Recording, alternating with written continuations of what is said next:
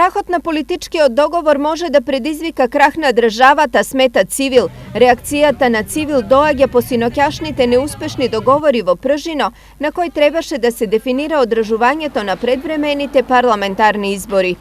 Вие знаете дека една земја која е подолго време под политичка криза, дека не може да се развива ни економски. Ако ga имате економски пад, односно стагнација, тогаш сите останати сектори во живеењето на една држава и на едно општество се загрозени.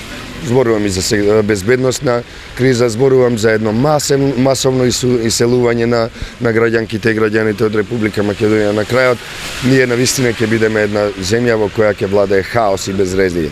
Според Цивил, во државата нема услови за слободни избори и нивното одржување би било лошо.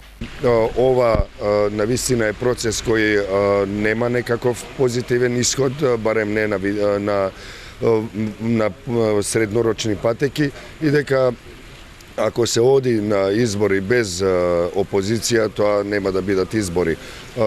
Тоа значи дека слободни избори се императив ако сакаме ние да излеземе од политичката криза.